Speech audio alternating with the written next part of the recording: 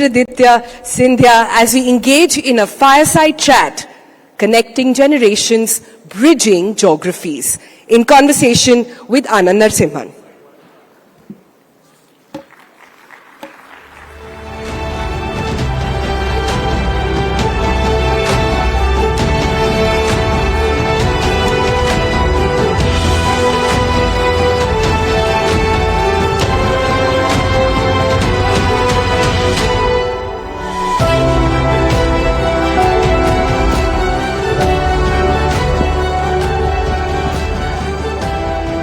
Jyoti ji, namaste, and thank you very much for joining us here, and also yours is the inaugural session at Rising Bharat 2025. It's a privilege. Thank you very much. Big round of applause for him, please.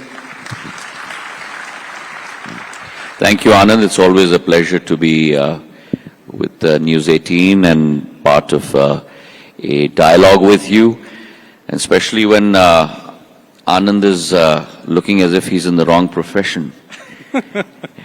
I mean, your turnout is impeccable, if I may say so. So, sir, congratulations. And, sir, I have tried to emulate you. See, in plain white, he looks so dapper, so I had to go flashing red, didn't I? First up, your thoughts on Esther's performance, and as Minister for the Northeast, is Northeast connecting with the rest of Bharat as it should have over the last many decades, at least in the recent times? Is it happening? Let's start from there. So, we saw the unbelievable potential of our youth, and I'm not going to attribute it to a particular region. Esther is one of our, I believe, one of our Navratnas of our country, and you have this potential across the length and breadth of our land. As Sonal and Zaka were mentioning in their opening remarks, it's youth that brings about change. It's youth that brings about transformation. And today in India, we have close to about 70% of India, which is below the age of 35. We're talking about a population of close to 980 million youth in our country.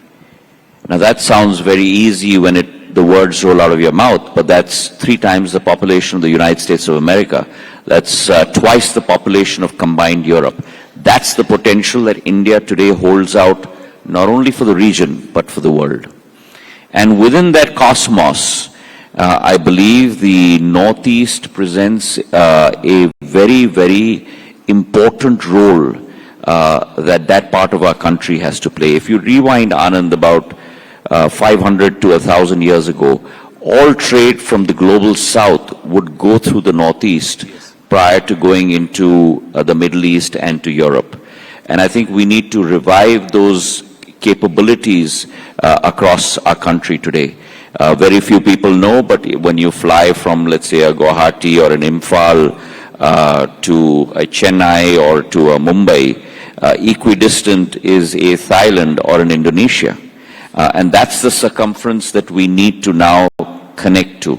Prime Minister Modi in the last 10 years has talked about and ensured the execution of the rise of the Northeast, an area of our country that was always seen as the last frontier. He has transformed into the first frontier of the country. And across infrastructure, if you look at the number of airports, we had 9 airports in the Northeast 10 years ago. 2 states did not even have a single airport, Arunachal Pradesh and Sikkim. Today from 9, we have 17 airports in the Northeast.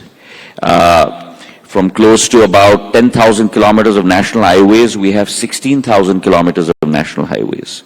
From a single waterway, we have close to 20 waterways. Railways are going to connect every state capital over the next year and a half in the Northeast. So infrastructure is all pervasive across the Northeast, and it's on that foundation that you've today seen companies like the Tata Group set up a semiconductor fab nowhere else in the country but in Assam.